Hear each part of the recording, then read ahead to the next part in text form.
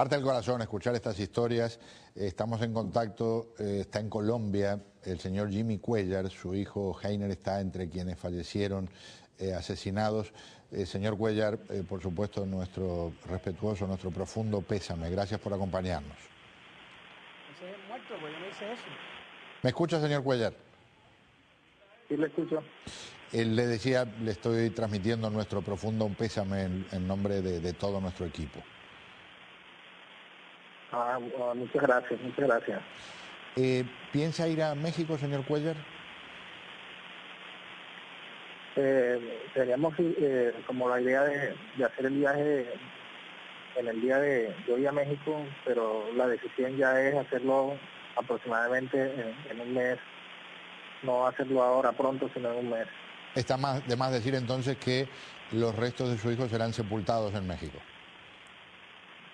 De hecho, hacia las 4 de la tarde ya fueron sepultados porque no tuvimos teníamos dos opciones, que era la cremación, que no nos parecía a nosotros, y la otra era enterrarlo en México, en Monterrey, por el tema ese de que los cuerpos duraron 3 días y cuando los recuperaron pues ya estaban en señor Cuéllar, ¿tenía miedo o lo tomó de sorpresa? ¿Usted sospechaba que por lo que ha ocurrido en el pasado con grupos musicales y lo que ocurre con algunos de los que los contratan, podía llegarse a una tragedia? Pues en esto ya estaba más bien se había visto que se había como rebajado un poco el índice de violencia, entonces estábamos...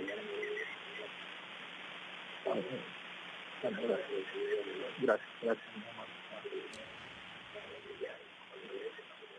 Bueno, me doy cuenta que lo están interrumpiendo, pero me decía que había disminuido el nivel de violencia y eso le había permitido ser tal vez un poco menos pesimista, podría decirse.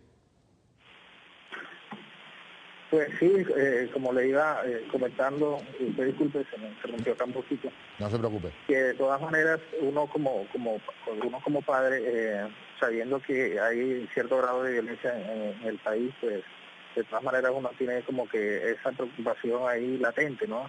Sin embargo, se había visto que en los últimos meses había como que reducido un poco eso y pues estábamos como que tranquilos.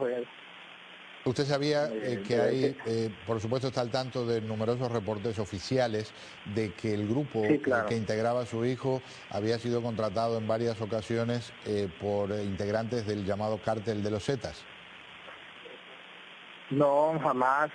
Siempre estuve preguntándole a mi hijo qué tipo de contrataciones hacían, si había pues como que esas relaciones así por ese lado, pues parecía ser, según él me dice, que los toques eran normales, donde llegaba gente del oficinista, llegaba diferentes tipos de personas como muy normal. ¿Qué edad tenía él? Conocimiento de eso. 22 años. Dios mío. ¿Soltero, casado? 24. Sí, que se había casado allá con una chica de allá de Monterrey. ¿Habían llegado a tener hijos? No, señor, no tuvieron hijos. Señor Cuéllar, otra vez de corazón, más allá de que las palabras en este momento se las lleva el viento, pero nuestro profundo respeto por el dolor que está sintiendo, gracias por estar con nosotros. Gracias a ustedes también, muy amable. Señor Jimmy Cuéllar, papá de Heiner Cuéllar, que murió ejecutado. Les presento nuestro invitado aquí con nosotros, el señor Jim Shedd. Tiene una vasta experiencia a lo largo de muchos años trabajando en la Agencia de Lucha contra las Drogas de Estados Unidos.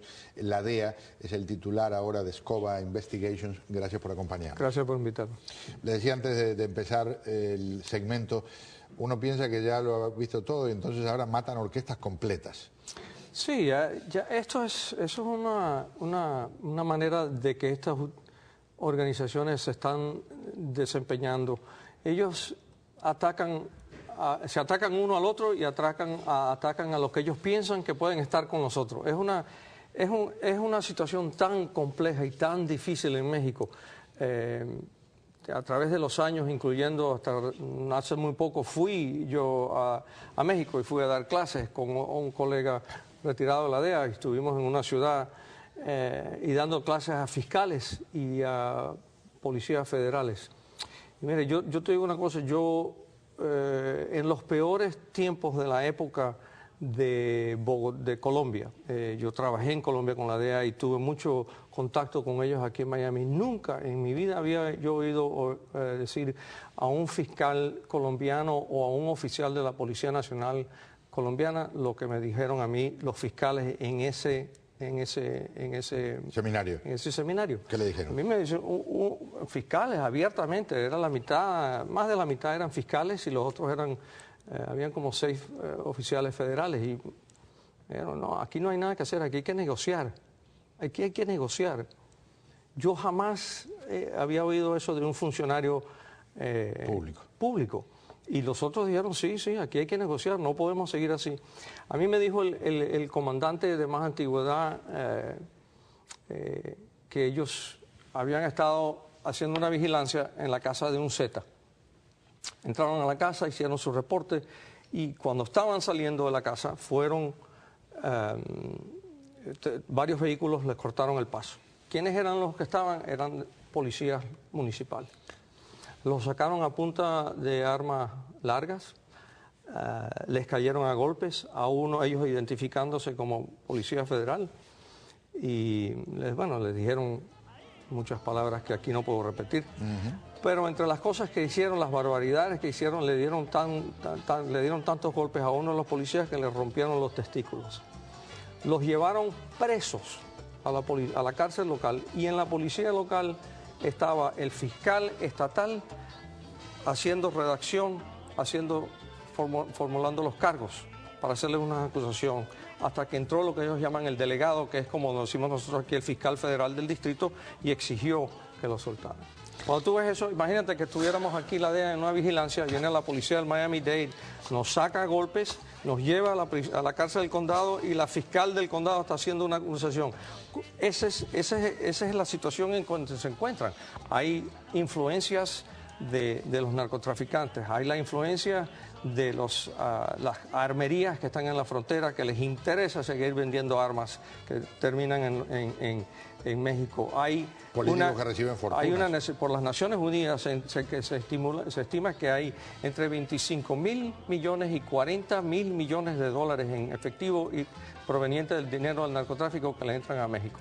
Devastador. Entonces tú tienes una serie de intereses que están controlando y no nos olvidemos del que yo, después de 30 años de ser policía, a quien yo culpo más es al consumidor de los Estados Unidos. Porque si no fuera por el consumidor número 1 en el mundo de drogas ilegales, no hubiera ese problema. Porque si no, a la gente no le gusta el Cadillac, la General Motors cierra la fábrica de Cadillac. Claro. Y sí, claro. México se ha convertido en el número 1 exportador de heroína, con más de 40 toneladas métricas de heroína. Metanfetamina la están produciendo en cantidades industriales, marihuana. Todo eso son cosas, daños colaterales de lo importante que son las rutas del transporte de la droga hacia los Estados Unidos y, claro, el billete verde que viene hacia México. Tenemos contacto en Monterrey con nuestro colega Hugo Gutiérrez de un grupo que se llama Reporte Índigo, que no solo reportan, sino que, por cierto, muchas veces arriesgan sus vidas también. Bienvenido a nuestro programa, gracias por estar aquí. Sí, buenas noches. Hugo, los últimos datos apuntan a que ya hay 17 cadáveres reportados y que ahí están todos los integrantes de este grupo. ¿Qué se sabe en términos de detalles? Bueno, hasta ahorita lo que se sabe es que todos son los integrantes del grupo. De hecho, todavía cabe la posibilidad de que se puedan rescatar otros 2 o 3 cadáveres aparentemente. Sí, el punto ahorita que estamos tocando es que aparte de que se encontraron los cadáveres de que son de este grupo, fueron localizados en un corredor que comúnmente es un corredor donde se lucha entre el cártel del Golfo y el cártel de los Zetas, ¿sí? Que son los rivales, en este caso, en esta zona, los principales rivales en el noreste de México. Y cuando hablamos de lo que le pasa a un grupo de estos, están entre la espada y la pared, porque si viene alguien de un cártel y les dice, miren, tenemos una fiesta en tal rancho, decir que no es una opción muy saludable en general. Decir que sí los pone también en la lista negra del cártel rival. Sí, exactamente. Hay una vieja frase que que se utiliza mucho en México para describir esta situación, que es el narcotraficante o el criminal piensa, si no estás conmigo, estás contra mí. Y eso pues los pone a estos grupos en un serio problema, porque en este caso, por ejemplo, si ellos no van a ese lugar, el mismo grupo podría, si algún grupo fue el que les llamó o tiene relación, el mismo grupo podría haberles reprochado, ¿no? Y buscado vengarse porque no fueron a la fiesta que ellos le solicitaron. Pero por otro lado, y lo que nos dice ahorita la teoría de lo que ocurrió, es que quizá la misma persona que les llamó a la fiesta fue la persona que puso en ese corredor al grupo. Claro. ¿Sí? ¿Verdad? Es decir, hubo una intención de que fueran a ese lugar precisamente. Una emboscada.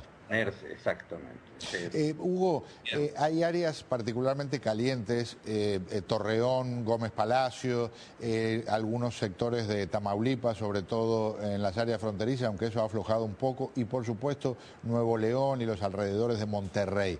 ¿Cuál es la más caliente en este momento en términos de las batallas entre narcos?